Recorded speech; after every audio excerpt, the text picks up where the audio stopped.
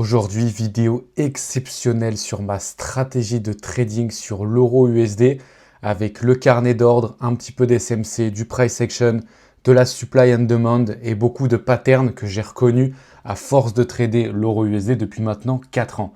Si tu en as marre d'entendre les mêmes concepts, les FVG, l'IFVG, les breaker blocks, les order blocks, les zones OTE, de trader la même chose que tout le monde sur les mêmes marchés, tu vas voir qu'avec ma stratégie, tu vas enfin avoir des gros risques-reward, des stop-loss qui sont serrés, parce que j'ai une méthode bien définie au fur et à mesure des années. Et tu vas enfin comprendre pourquoi en live, tous les jours de 16h à 17h, j'ai 90% du temps le bon biais. Ça ne veut pas dire que je trouve le bon setup, mais j'ai souvent le bon biais parce que l'inducement, c'est la base du trading.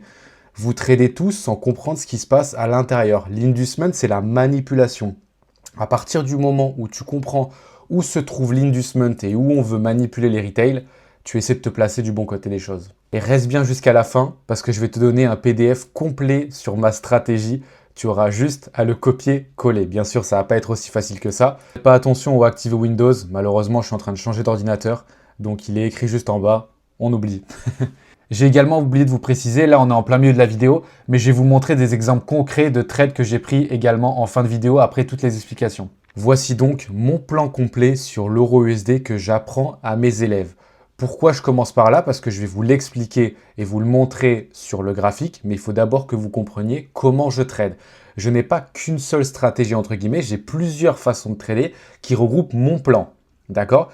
Parce que ça fait 4 ans que je trade, les algos changent, la manière dont je tradais il y a 3 ans, ce n'est pas exactement la même que maintenant. Ça ne veut pas dire que j'ai fondamentalement tout changé, parce que je reste sur le même marché, je reste sur les mêmes bases, mais par contre, elle évolue. Par exemple, je trouve qu'il y a 2-3 ans, je tradais beaucoup plus avec du reversal, des prises de daily high, daily low en H1, alors que maintenant, je fais beaucoup plus de trades dans la continuation de la tendance, notamment avec des imbalance M3 et justement beaucoup plus d'inducement et d'order flow qu'avant, notamment grâce à Bookmap. Donc ça, on oublie, c'est ce que je présente à mes élèves. Comment ça se passe? Il faut vraiment que vous arriviez à comprendre comment on trace les structures externes et internes. Vous êtes beaucoup trop à ne pas savoir tracer vos structures.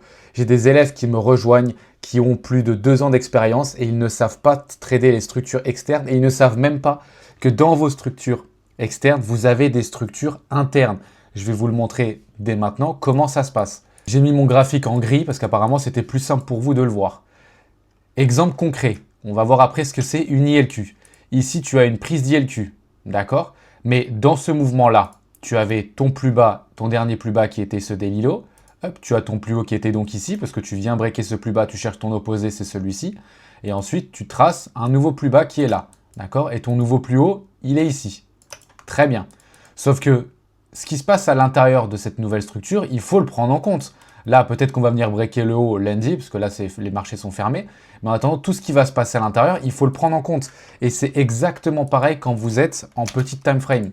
Moi, je ne vais pas forcément attendre des bosses ou des shosh en externe. Je vais aussi prendre des bosses internes. Dans cet exemple-là, imaginons que je cherche à short sur ce plus haut. D'accord? On a une zone de POI, vous verrez tout après. D'accord? Il nous faut une confirmation interne ou externe pour aller chercher un reversal. Alors moi, je suis en M3. C'est la time frame que j'utilise le plus sur l'euro USD qui est pour moi la meilleure. Si j'attends une confirmation externe, notamment à Shosh, et que vous tracez correctement vos structures, notre dernier plus haut, il est ici, et en réalité, notre dernier plus bas, il est là. Donc si je dois attendre un Shosh, je dois attendre jusqu'ici. Donc là, on ne viendra jamais se faire fill, il y a très peu de chances. Bon, on voit que le marché est revenu, mais c'était à 23h, le marché est fermé. Qu'est-ce que je vais potentiellement attendre? Un boss interne. Et le boss interne, il est juste ici. Pourquoi? On a une candle bullish, on n'a que des candles bearish. Prochaine candle bullish qui est ici, on trace le point bas et il vient de se faire breaker. En sachant que moi, ce shosh, je ne le prendrai pas en compte parce qu'on a rejeté. Pour moi, un shosh ou un boss valide, il faut qu'on clôture, d'accord, que le corps de la bougie clôture en dessous de ce niveau. Dans cet exemple, bien sûr, il n'y a pas de short, mais c'est pour vous dire que si vous attendez et que vous ne tracez pas vos structures internes, il y a plein de trades que vous allez miss ou des structures où vous allez malheureusement être à contre-tendance. Ensuite, les liquidités et les zones de POI. Alors, c'est un terme qui est vaste, mais qu'est-ce que j'utilise comme liquidité et comme zone de POI? Moi, pour chercher un reversal, je vais donc me servir des ILQ ou des SLQ et ensuite des daily high et des daily low. Je vois beaucoup trop de gens me dire « Moi, je prends des liquidités en M15, en M5, en M3. » vous avez même pas Bookmap. Alors là, normalement, il est à droite de mon écran. Pour ceux qui sont en live, vous le savez. Là, je ne l'ai pas parce que le marché est fermé. Donc, il n'y a pas de carnet d'ordre, il n'y a pas de contrat, il n'y a rien, il n'y a pas de volume. Mais il faut savoir que beaucoup de gens disent « Oui, moi, je sais, sur ce plus haut, il y a de la liquidité, sur ce plus bas aussi. » Et en fait, pour vous, il y a de la liquidité sur chaque point haut et chaque point bas. Vous mettez en M1 et il y en a qui vont dire « Ah bah ouais, ici, c'est un point bas. Donc, allez, là, il y a de la liquidité. » Mais vous n'en avez aucune idée parce qu'à travers cette bougie, tu ne vois pas les ordres, tu ne vois pas le volume. Tu ne peux pas dire là, il y a de la liquidité ou non. Bien sûr que quand moi, je trace en H1 ici un Previous Daily High ou un Previous Daily Low, pardon, donc un plus bas ou le plus haut de la veille ou même peu importe des précédents, ici, effectivement, sur ce Daily Low, il y aura de la liquidité, il y aura une petite réaction, mais ça ne veut pas dire qu'une fois qu'on prend cette prise de liquidité, on va forcément aller longue. Là, tu vois bien, on n'a pas eu notre zone de PE, on a juste une prise de liquidité. On était full bearish sur cette semaine, on a continué à dump derrière. Ok? Donc, mes zones de PEI, c'est quoi? Je vais vous le noter, comme ça, ce sera plus simple pour vous. Liquidité, et ça, c'est tout ce que je vais vous donner dans le PDF, donc restez bien jusqu'à la fin. Liquidité en H1 égale Daily Low ou Daily High. Et le plus puissant dans ma stratégie, c'est le Monday Low et le Monday High. Donc, qui est le plus haut et le plus bas de lundi. Parce que pour moi, le lundi, c'est une journée de manipulation et d'accumulation. Et quand on vient prendre un des deux côtés, donc que ce soit le Monday Low en premier ou le Monday High, on aura souvent tendance à aller chercher l'autre côté. Imaginons le mardi ou le mercredi, on vient chercher, hop, ici c'est ton Daily Low, on vient le chercher. Souvent, tu verras que dans la semaine, on va aller chercher ton Monday High. Ok, parce qu'on va se servir du plus bas et du plus haut comme liquidité, parce qu'on va juste accumuler lundi. Le lundi, c'est une journée d'accumulation sur l'euro USD. D'accord? Donc les liquidités, c'est ça, plus du coup, plus ILQ et SLQ. Pareil en H1. Mes liquidités sont que en H1. Et c'est ce qui me permet d'avoir toujours la même chose. Je ne vais pas commencer à chercher des liquidités en daily, en monthly, en je ne sais pas quoi. C'est que du H1. OK? En ce qui concerne les zones de POI, je vais prendre des imbalances en H1 et cette fois-ci en M15. Ou des unmitigate week à 50%.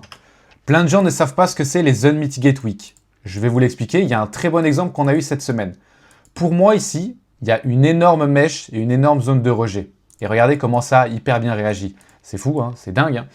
Hein. Quand on fait des grosses mèches de rejet comme ça, pour moi ici, il y a énormément d'ordre. D'accord? Et je voyais bien ce plus bas comme être le low of the week, donc le plus bas de la semaine, parce qu'on l'avait fait un mercredi à 16h.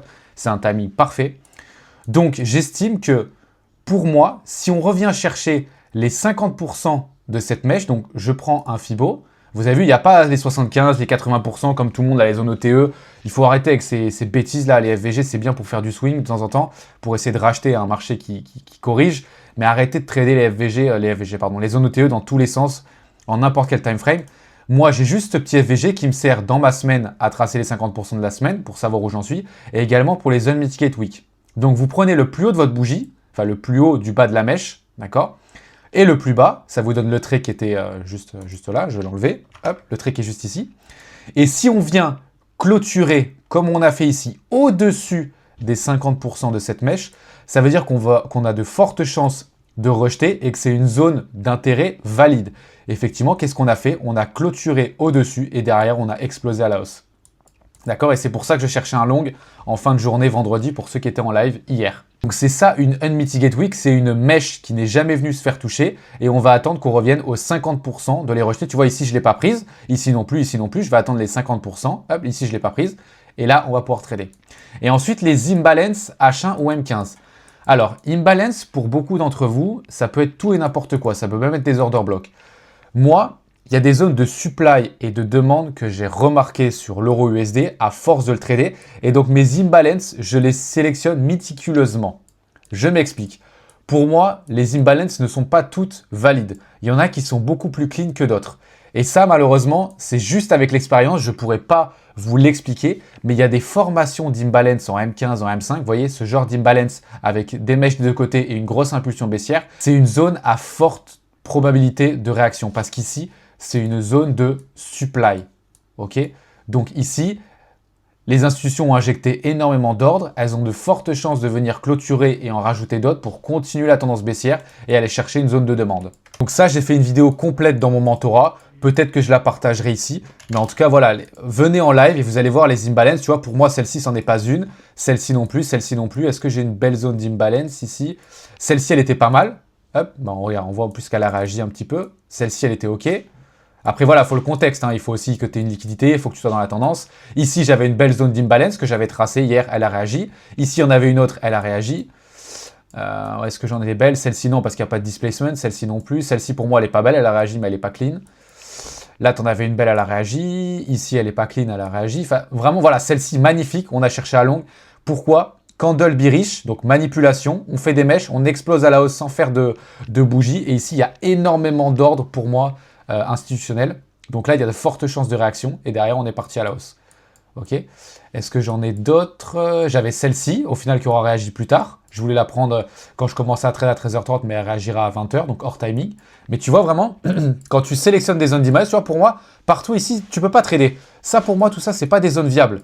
Par contre, ici, le marché, donc ça, tu traites pas, t'attends qu'il revienne. Et une fois qu'il revient ici, c'est une forte zone de probabilité. D'accord? Et donc ça, c'est vraiment avec l'expérience et des patterns que j'ai remarqué à force de trader tous les jours, l'euro USD. Si vous avez des questions, n'hésitez pas, l'espace commentaire est là pour ça. Je veux vraiment que vous compreniez ma stratégie. Évidemment, j'ai un mentorat, je sais très bien que ce n'est pas en une vidéo que vous allez tout comprendre, vous allez être rentable. Mais ça me fait plaisir que quand vous arrivez sur mes lives, vous puissiez comprendre comment je trade. N'oubliez pas, en live tous les jours de 16h à 17h sur YouTube depuis plusieurs mois, plusieurs années. Je suis le plus transparent avec vous possible. Maintenant, je trade également comme liquidité les ILQ, TLQ et SLQ. J'ai fait une vidéo dessus, qui est sur ma chaîne YouTube. Je vais revenir rapidement. Il ne faut pas que cette vidéo dure trop longtemps, sinon je vais vous perdre, parce que c'est quand même des concepts qui sont compliqués, personne s'en sert. Une ILQ, c'est quoi pour moi? C'est une Inducement Liquidity. Vous avez vu en début de vidéo, en préambule, je vous ai dit que les manipulations, l'inducement, c'est ce qu'il y a de hyper important, notamment sur l'euro USD. On sait que l'euro USD, c'est le marché le plus tradé. Donc forcément, il y a énormément de manipulations faites par les market makers. Qu'est-ce que je vais appeler une ILQ? Pour moi, une ILQ, vous voyez ici, il y en a une très belle, c'est quand on vient prendre le plus bas d'une structure, donc c'est que de l'externe. Hein. Là, on est en H1, n'oubliez pas, c'est que du H1 les ILQ. On prend le plus bas de ta structure. Ici, tu peux considérer que c'est un boss, ok? Il y en a ici qui vont dire que c'est un MSS, tu vois, chacun sa façon d'expliquer. Mais ça, pour moi, c'est une liquidité. Je m'explique. Quand il y a des gens qui vont voir qu'on va récupérer ce plus haut, ils vont chercher à faire quoi? Ils vont chercher à long, parce qu'ils vont dire qu'on a cassé le plus haut, et donc ils vont simplement chercher à continuer à long dans la tendance. Alors qu'en réalité, ça, c'est juste une prise de liquidité pour venir récupérer les derniers plus hauts et continuer dans la tendance baissière. Et ça, vous en avez absolument partout. Alors évidemment, il n'y a pas toutes les ILQ qui sont viables. Bon, désolé, j'ai fait plein de gribouillis tout à l'heure. Mais à chaque fois que vous tracez vos structures, vous faites vos points bas. Hop. Et ça, après, avec le temps, ça vient tout seul. Ici, tu as ton point haut, tu as une ILQ. Hop. Tu continues. Ici, tu as un nouveau point bas. Tu as une ILQ. Ici, hop, tu as une ILQ. Ok, qui n'est pas venue se faire toucher. Ici, tu en avais une autre. J'aimerais bien vous en trouver une qui a bien réagi. Bon, là, elle a réagi à l'ouverture du marché. Ici, c'était l'ILQ. Vous voyez, très important. Ici, c'est pour ça qu'on avait rangé juste avant le conflit contre l'Iran. On avait notre structure. Ici, tu avais ton plus bas. Et ici, tu avais ton plus haut. Tout ce qu'on a fait du lundi au vendredi de la semaine dernière, c'était de l'interne. Et c'est pour ça que j'ai dit sur mes réseaux, ne tradez pas, ou du moins essayez de chercher des setups, mais prenez le moins de risques, parce que tout ça, c'est de l'interne. Donc, j'attendais qu'on vienne prendre un des deux côtés. On a pris l'ILQ, on a une petite réaction, mais au final, on était complètement bearish par rapport au conflit. Ici, prise d'ILQ, pareil, on a une belle réaction avec cette belle mèche de rejet. Des fois, vous voyez bien que ça ne réagit pas, d'accord? Ce n'est pas toutes les ILQ qui réagissent. Une fois que tu as ton ILQ, il faut que tu aies ta zone de POI que je vous expliquais juste avant. Mais en tout cas, voilà. Et maintenant, les SLQ, ici, tu en avais une. C'est ce que j'appelle des second liquidity, donc des liquidités secondaires. Pourquoi c'est des liquidités secondaires? Moi, je vais préférer utiliser les ILQ, mais les ILQ, en réalité, c'est ce que tu trouves dans tes structures externes, d'accord? Donc ici, tu avais un plus bas, ok? Ici, tu avais ton daily high qui est une ILQ. Ici, tu as ton plus bas, et ici, bon, c'est devenu une SLQ, mais ici, tu avais une ILQ. Ok. Maintenant, tout ce qui se passe entre ce mouvement-là et ce mouvement-là, comme vous l'avez vu tout à l'heure, c'est de l'interne. Donc, là-dedans, tu as également des liquidités internes. Comment on va tracer ça? C'est un petit peu compliqué, je ne vais pas perdre trop de temps, mais comment moi je vais arriver à le trader? C'est très simple. vous prenez les plus hauts à part du côté de votre ILQ. Donc, les SLQ, ça va être, si vous êtes dans un mouvement là, qu'est-ce qui est venu se faire breaker en premier? C'est un plus bas. Donc, tu vas chercher des liquidités opposées. Donc, tout ce qui va être candle bullish, donc les candles qui closent vertes, qui sont donc bullish, j'arrive même plus à trouver le terme en français, qui sont haussières, pardon, vous aurez des SLQ. Pourquoi? Parce que du coup, ça va être pour moi de la manipulation. Et donc là, tu auras un plus haut. Vous allez me dire, mais pourquoi celui-ci, tu ne dis pas que c'est de la liquidité? Parce que c'est une candle qui est rouge. Elle est dans le sens de la tendance. On est baissier, on est bearish. Tu vois bien qu'on vient breaker en plus un plus bas qui te confirme la tendance baissière. Donc pour moi, toutes les SLQ, c'est toutes celles qui sont bullish. Ici, tu en as une, mais regarde, elle vient se faire toucher, donc elle n'est pas valide. Si celle-ci était verte, on aurait pu la prendre, mais elle est rouge. Donc les seules SLQ, c'était celle-ci qui était du coup devenue ton daily high, et celle-ci. Malheureusement, on ne viendra pas la prendre. Ouais, on ne viendra pas la prendre de suite. Mais voilà, c'est ça pour moi, une SLQ. Je sais que c'est pas facile, mais vous allez comprendre au fur et à mesure du temps. Pareil, ici, tu avais un nouveau point haut. Ici, tu as un point bas, tu as une ILQ. Hop, réaction. OK? Donc voilà, c'est très important. C'est très compliqué, vous allez vite cerner, mais c'est vraiment de l'inducement dans tous les sens et c'est ça le principe de l'euro USD et du marché en règle générale. Ensuite, moi c'est ce que j'apprends, les timings sur l'euro USD qui sont à respecter, vous les voyez en haut à droite, mes timings. Ensuite, les autres paires, j'apprends à trader le GBP USD et le DXY, c'est autre chose. Ensuite, les biais weekly. Alors ça, je vais pas tout vous dévoiler parce que voilà, ça reste quand même pour le mentorat, mais je ne traite pas de la même manière tous les jours. D'accord? Je vais vous donner un exemple. Pour moi, le lundi, bon ça c'est pour beaucoup de personnes, c'est une journée, bon pardon pour les accents et tout, on s'en fiche, une journée de continuation. C'est-à-dire, si, parce que moi je trade souvent l'après-midi, 98% du temps je trade l'après-midi de la New York, vous voyez je trade de 13h30 à 17h15. D'ailleurs je vais augmenter un chouïa. Comme ça, vous allez pouvoir bien le voir, ok? Je traite très peu le late reversal et le matin, je traite quasiment plus que vraiment de temps en temps quand on a des après-midi compliqués ou beaucoup de news, mais c'est vraiment très rare. Ça doit faire, je pense, 4-5 mois que je n'ai pas tradé le matin, clairement. Après-midi me suffit amplement. C'est là où j'ai les meilleurs risk-reward, le meilleur win rate. Donc, c'est parfait. Donc, si Asian et London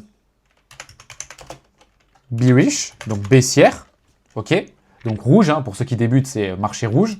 Je vais chercher à short dans la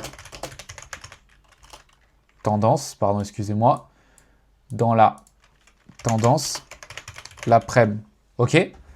Mais à 16h, avec une prise de leak en H1 comme on a vu juste avant, on va pouvoir chercher un reversal.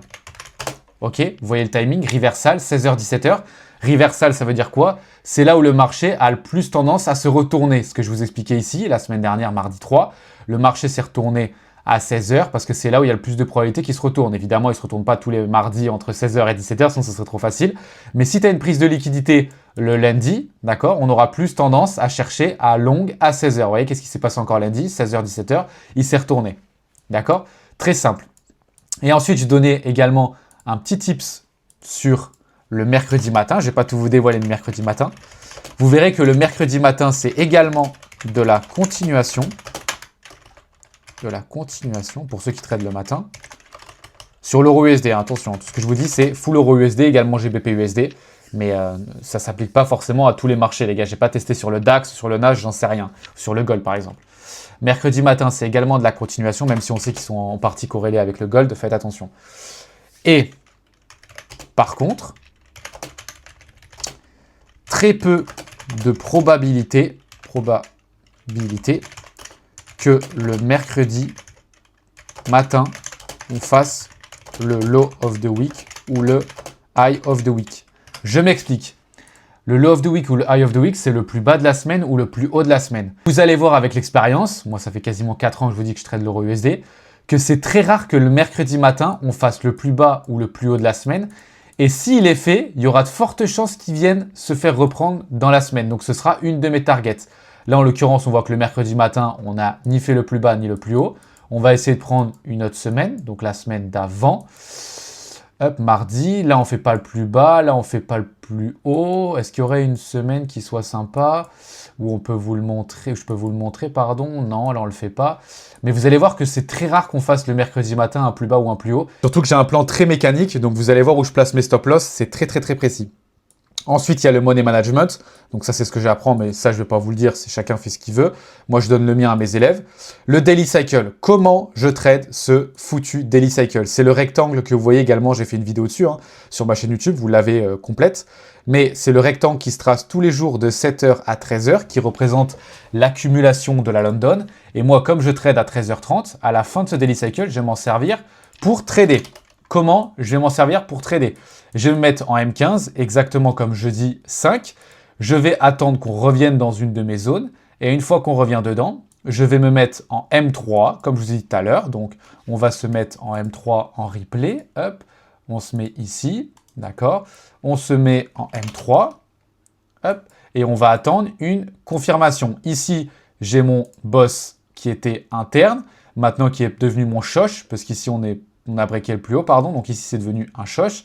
Mais hop, et ici, tu avais potentiellement une zone.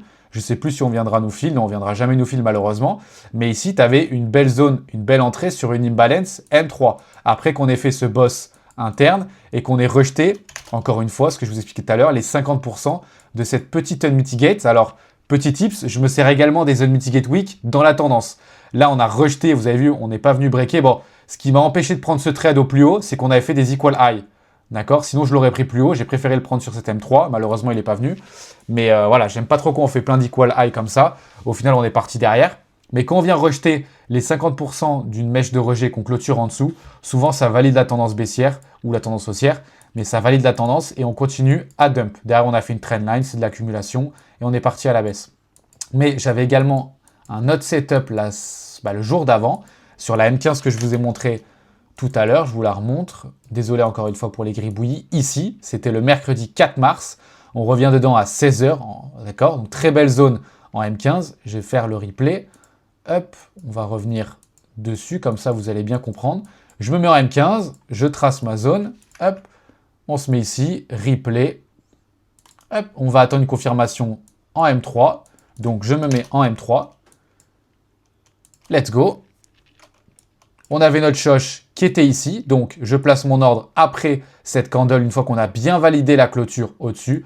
Malheureusement, on se fera jamais fill. Hop. Et derrière, on avait potentiellement une entrée ici que j'ai pas prise, mais on se serait fait BE juste après dans tous les cas. Ok? Mais l'entrée optimale, elle était en dessous et on s'est jamais fait fill. Là, on le fait à 14h, le plus bas de cette semaine, d'accord? Donc c'est ok. Voilà, parfait. Là, c'était le mercredi en décembre, ok? On avait fait le plus bas ici, à 9h. Et donc, il y a beaucoup de gens qui ont pensé qu'ici, on a fait le plus bas avec l'ouverture de Londres de la semaine. Parce que vous avez vu, on était full bearish. Donc, il y a plein de gens qui essaient de choper les plus bas et les plus hauts de la semaine. Alors que, qu'est-ce qu'on est venu faire juste après? Hop, à 16h, on est venu le récupérer tout. Enfin, on est venu tout juste récupérer. Et en plus, on a fait des equal low. Donc, pour moi, ça, c'était une target. Et qu'est-ce qu'on est venu faire le lendemain? Le vendredi, on est venu récupérer le plus bas de mercredi. Ok, et jeudi, il n'y avait pas de marché parce que c'était férié, c'était le premier de l'an. Mais voilà, vous avez vu, le plus bas est venu se faire récupérer. On s'est juste servi de liquidité en faisant ces equal low. C'est un exemple parmi tant d'autres. Maintenant, les entrées confirmations. Comment moi, je rentre en position? Je vais attendre des confirmations en M3. D'accord? Mes confirmations, c'est que du M3, voire du M1. Après, une news économique. Ok, donc c'est très rare, mais quand il y a des forts volumes et qu'il y a beaucoup de mouvements, je vais attendre une confirmation en M3, mais sinon 90% du temps, c'est des confirmations en M3, c'est ce qu'on a vu avant, les boss, les choches. Ok, pas plus compliqué que ça.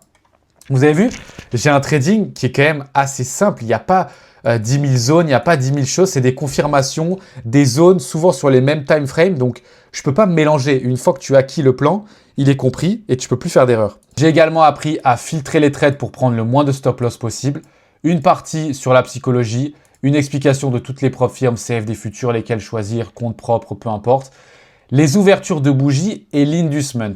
Ça, c'est très important. Bon, quand vous voyez un cours, c'est 1 heure de cours, si jamais. Donc, il y a beaucoup de vidéos avec mes élèves que j'ai faites à regarder. Il y a plein d'élèves qui posaient des questions, c'est hyper intéressant. Mais regardez sur les inducements et les ouvertures de bougies, Qu'est-ce que j'appelle inducement et ouverture de bougie? Vous allez comprendre que les ouvertures de bougie, personne n'en parle, mais c'est hyper important. Beaucoup de gens rentrent avec des mèches de rejet, etc. Mais c'est à partir du moment où une bougie clôture qu'on vient injecter les ordres, que ce soit en M3, en M5 ou en n'importe quel time frame. D'accord? Donc, moi, j'attends souvent qu'on vienne clôturer à l'intérieur de ma zone pour prendre un trade. Je vais vous montrer le trade que j'ai pris qui m'a fait 5R le vendredi 6 mars. C'était juste hier. C'est pour ça que je vous montre. C'est pas du blabla, c'est un trade que j'ai pris hier. Ok? J'ai pris un premier BE ici que j'ai expliqué en live. Comment ce BE a été pris? On a une tendance baissière. Je me mets en M15, c'est tout ce que je vous ai raconté depuis le départ. J'ai pas de belle zone d'imbalance en M15. Donc, je ne peux pas trader dans mon daily cycle. Je vais donc me mettre en M3. D'accord? Je me mets en M3. J'attends qu'on crée une belle zone d'imbalance. Ah, on en crée une ici, les midi 48. Je ne peux pas trader pour l'instant. Donc, j'attends. Et comme par magie, on revient pile dans mes timings à 13h33. Sauf que ici, est-ce que je peux prendre le trade? Non, parce qu'on n'a pas de clôture à l'intérieur de ma zone. Et en plus de ça, j'ai pas d'inducement. Parce que là, la mèche de rejet, elle est dans le sens contraire du mouvement. Par contre, si tu es un petit peu patient, regarde, tu te mets en replay, tu te mets juste là. Et qu'est-ce qu'on va faire juste derrière? On va faire de l'inducement, de la manipulation. Hop. On va partir à la baisse et on va faire cette magnifique mèche de rejet à l'achat. En plus, il n'y a pas de corps. Donc, sur cette bougie, c'est magnifique. On vient juste clôturer à l'intérieur de cet ordre. J'ai failli me faire stop loss, mais pour moi, mon ordre était bien placé. Et vous avez vu, mon entrée est toujours placée au plus bas de l'imbalance. Et mon stop loss au plus haut. C'est pas un tick au-dessus, un tick en dessous. Non, non, on est sur futur. Donc, on se place comme ça. Et vous allez voir que l'autre entrée, c'est exactement la même chose. Donc, ici, je suis rentré sur cette imbalance. D'accord? À la clôture. Donc, juste ici. Qu'est-ce qu'on a fait juste derrière? Je vous réexplique. On est revenu. J'avais mis les 50% de cette Unmitigated Week au cas où on revenait dessus. On n'est jamais revenu la retester. Mais du coup, je suis rentré à cette clôture en M5. D'accord? Donc, j'avais 6 ticks de stop loss. Vous imaginez, 6 ticks de stop loss, c'est, que je dise pas de bêtises, 3 pips en CFD. Donc mes stop loss, je rentre entre 3 à 10 ticks de stop max. Donc ça fait entre 1,5 et 5 pips de stop loss. C'est pour ça que j'ai des gros risques reward. En l'occurrence, ce trade, je me suis fait BE même s'il est bien parti. Parce que pour moi, on allait breaker ce plus bas. On était quand même dans une tendance full baissière. Malheureusement, il y avait des news à 14h30, donc il pouvait se retourner. Voilà, moi, je ne prends pas des gains. On est allé jusqu'à un peu plus de 4 R. Mais moi, je voulais au moins TP sur cette ligne, c'était prendre des partiels sur cette ligne, c'était mes 5 R, c'est mes objectifs. Malheureusement, il s'est retourné juste après, donc j'ai pris un BE. Mais vous voyez que même avec ce BE, des gens qui font plus de 4, et quelques R, ils seraient super contents. Moi, c'est mon plan, c'est ma stratégie. Mais ici, je prends un BE. Et ceux qui me disent, mais pourquoi t'as pas pris des gains et tout? Parce que pour moi, on allait breaker, il n'y avait aucune raison que le marché se retourne. Ici, pour moi, c'était pas une belle imbalance parce qu'elle n'avait pas closé bearish. Et je ne m'attendais pas à une aussi grosse réaction. Vraiment, le marché est parti direct à la clôture. Il y avait une nouvelle IMB ici où on aurait pu réagir. C'est ce qu'on a fait, mais le marché n'a pas tenu. Et puis, ça a manipulé avant la news qui était du coup de l'autre côté. Maintenant, on y vient à la news. Il y a eu énormément de mouvements. Qu'est-ce que je vous expliquais? Quand il y a une news, je passe en M1. Qu'est-ce qu'on vient faire pendant la news? Hop. On vient nous faire une petite imbalance ici. Donc, moi, je regarde souvent M3, mais ici, tu as une petite imbalance. Tu vois que depuis le départ, tu n'en as pas. Effectivement, la news est bullish. On est juste venu récupérer de la liquidité. Vous avez bien vu que si vous dézoomez, sur la semaine, on reste complètement bearish. Le marché, on est vendredi, on est fin de semaine.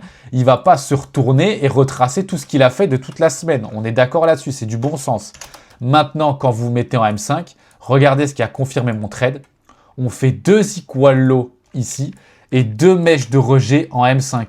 Là, pourquoi je trade contre vous, tous ceux qui tradent les FVG, l'IFVG?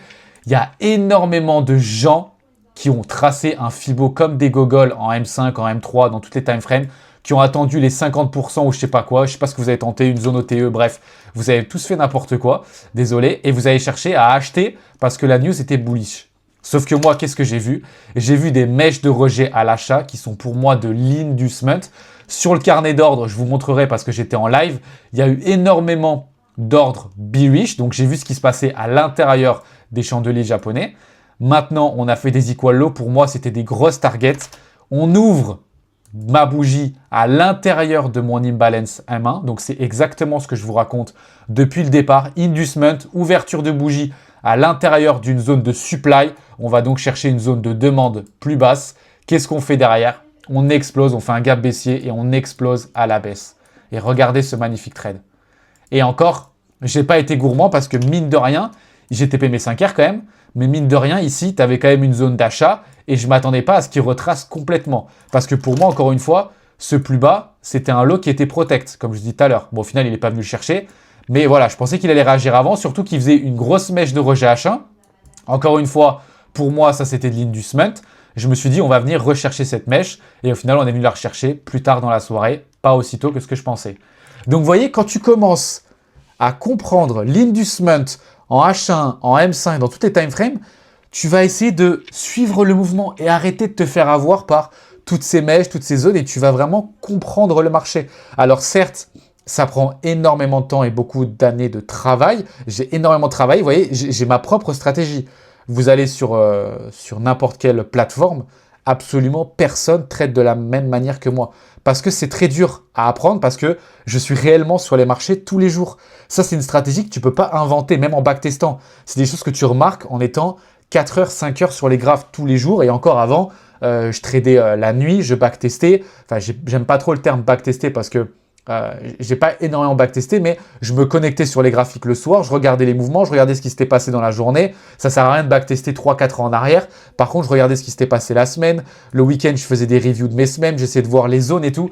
Et à force de voir des patterns qui se ressemblent, vous allez comprendre votre marché. Ne vous éparpillez pas de partout. Maintenant, on est sur ma chaîne YouTube. Pourquoi? Je vais vous montrer comment j'ai tradé avec Bookmap sur le dernier trade que je vous ai montré et à quel point l'order flow c'est puissant. Vous avez vu, il y a toutes mes rediffs qui sont dispo. Je supprime absolument rien. On va se mettre sur le live d'hier, d'accord? Je vais vous montrer comment j'ai tradé avec Bookmap. Là, je ne peux pas vous montrer encore une fois parce que le marché est fermé.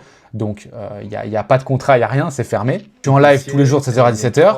Vous entendez, il y a mes élèves derrière. Moi, je trade en live avec mes élèves. Un mentor, c'est quelqu'un qui est là pour ses élèves et qui est présent en live tous les jours. Ce n'est pas juste quelqu'un qui vous balance des vidéos, sinon ça n'a absolument aucun sens. Et donc, à un moment, j'ai pris le temps d'expliquer la position. Je vais essayer de retourner au moment où je voulais expliquer. Et donc là, on est sur mon live. J'expliquais du coup à ceux qui voulaient, à mes élèves en même temps, la prise de position que j'ai faite avec le carnet d'ordre et regardez ce que je vais expliquer. Donc là, je suis revenu en arrière. Vous voyez, il était 14h44. C'est au moment où j'ai pris la position. Et regardez bien le nombre de contrats. Voilà. Vous avez vu, au 1,15 905, regardez le nombre de contrats qu'on a eu à la baisse qui m'ont confirmé que mon trade en M1 était valide. Je vais me remettre dessus. Et ça, vous n'avez pas ces informations-là. Que je ne dise pas de bêtises, 1,15 905. Donc, tu te mets sur cette ligne de prix. 1,15 905. Ici, il y a eu énormément de contrats bearish, donc de contrats en vente, qui ont fait exploser le marché à la baisse. Mais ça, évidemment, toi, tu vois un gros mouvement bearish. Mais tu ne sais pas si ce mouvement, on va rejeter, etc. Par contre, regarde sur le marché. Voilà, tu vois bien qu'à cet endroit-là, tu as 327 contrats en vente. Regarde le nombre de contrats que tu as à l'achat et en vente, juste au-dessus ou juste en dessous. Ça, c'est pas du spoofing. Hein, et ça, effectivement, j'expliquais que c'était pas du spoofing. Bon, ça, c'est un peu compliqué, on va pas rentrer dans les détails. On le voit, ça. Mais regardez bien, je coupe le son, la réaction qu'on va avoir juste après. Ouais. Hop, attendez. Hop, là, j'explique à mes élèves, vous avez tous compris. Hop, on va avancer. Et regardez le marché. Il va venir récupérer ses contrats. Et regardez, ça joue en une fraction de seconde. Là, je suis à la seconde près. Hein. Donc, ça va hyper vite. Si j'avais tracé la ligne de prix, si tu fais pas attention, ça se joue vraiment à une seconde. C'est justement pas que les retails puissent s'en rendre compte. On injecte les ordres, hop, ça part. Et derrière, regardez le gros mouvement bearish qu'on fait. On le voit très bien sur le carnet d'ordre. On explose à la baisse. OK? Donc ça, c'est pareil. Bon, là, j'ai fait rapidement sur l'order flow parce que c'est fermé. Dans tous les cas, je vais vous refaire une vidéo complète sur le carnet d'ordre que vous voyez à droite et la heatmap. La heatmap, c'est ce que vous voyez ici, c'est les ordres market qui sont injectés. Mais en tout cas, voilà comment, avec un peu de price action, un peu d'SMC, beaucoup d'expérience et de l'order flow du carnet d'ordre, vous pouvez trader ce genre de stratégie. Si vous voulez recevoir le PDF, vous avez simplement à commenter PDF dans le chat. Soyez poli, ne me dites pas juste PDF, un petit message, bonjour, s'il te plaît, d'accord, c'est très important. Et pour ceux qui veulent le recevoir directement, vous pouvez m'envoyer un DM sur Insta si vous voulez, vous avez tous les liens sur mon site internet. Comme je vous expliquais, vous allez sur corentintrading.com, vous avez le lien dans la description. Vous pouvez passer un appel téléphonique avec moi qui est complètement gratuit parce qu'il y a une sélection à passer pour rejoindre mon mentorat. Je ne prends pas tout le monde, je suis tous les jours avec vous. Je passe beaucoup de temps en DM, je réponds vraiment à tout le monde, que ce soit le week-end ou pas. Dès qu'il y a quelqu'un qui a une question, je lui réponds. En plus de ça, voilà, on a un cours une fois par semaine. Bref, il y a cette vidéo qui explique et dans tous les cas, si tu es intéressé, tu peux directement prendre rendez-vous avec moi. Sinon, il y a le canal de Signaux pour ceux qui veulent seulement me copier. Je suis pas fan, mais écoutez, il y a des gens qui veulent pas se former, donc ils peuvent passer par cette solution. Il y a également la vidéo de présentation. Vous avez mon Discord juste ici en cliquant là, mon Telegram, ma chaîne YouTube. Tout en bas, vous avez mes différents payouts, etc. Et vous avez juste en bas mon Instagram, encore une fois mon YouTube et mon TikTok. Dans tous les cas, vous avez tous les liens dans la description. N'hésitez pas, prenez un appel avec moi, c'est complètement gratuit. Moi, j'ai vraiment envie de développer mon mentorat. Je suis super content de la communauté que j'ai créée. Voilà, je sélectionne les bonnes personnes. Il y a des gens que je suis obligé de refuser malheureusement. Mais vous l'entendez, tout le monde, ça se passe bien quand on est en vocal. Vous voyez, je me cache pas, je suis en live, vous entendez mes élèves. Et tout le monde se pousse vers le haut. Tu as Lancelot, tu as Axel, tu as Laurent par exemple qui valident leur prof firme, qui vont faire leur payout. Ça fait extrêmement plaisir. On n'est pas une grosse communauté parce qu'encore une fois, je sélectionne. J'espère vraiment que cette vidéo complète sur ma stratégie vous montrera qu'il faut arrêter de regarder les vidéos et arrêter de regarder ce que tout le monde vous donne comme exemple. Vraiment, j'en peux plus des termes que je revois de partout. Je ne vais pas les reciter, vous avez l'habitude. Mais faites votre stratégie. La stratégie qui vous correspond par rapport aux horaires que vous préférez, par rapport à votre façon de trader, par rapport à votre lecture des marchés. Si vous êtes quelqu'un de swing, que vous préférez sur des positions long terme, faites du swing. Si moi, par exemple, j'aime pas le scalping, je fais pas de scalping, je fais de l'intraday. Donc, vraiment adaptez votre position au marché que vous avez envie de trader et ne copiez pas simplement ou alors faites-vous accompagner. Parce qu'en regardant juste des vidéos YouTube ou des TikTok, vous allez complètement vous perdre. Il y a tellement d'informations qui sont bêtes à droite et à gauche que vous allez vous perdre. N'oubliez pas le like, cette vidéo m'a pris énormément de temps et je vous dévoile une grosse partie de ma stratégie complètement gratuitement. Et je suis en live tous les jours de 16h à 17h. Donc j'espère vraiment que vous allez me faire de bons retours. Encore une fois, n'oubliez pas de commenter PDF pour le recevoir complètement gratuitement ou alors envoyez-moi un DM sur Instagram. Pour ceux qui sont restés jusqu'à la fin, bravo, c'est que vous êtes sur la bonne voie. C'était Corentin Trading et encore une fois, pas besoin de montrer mon visage, la discipline, elle, se voit.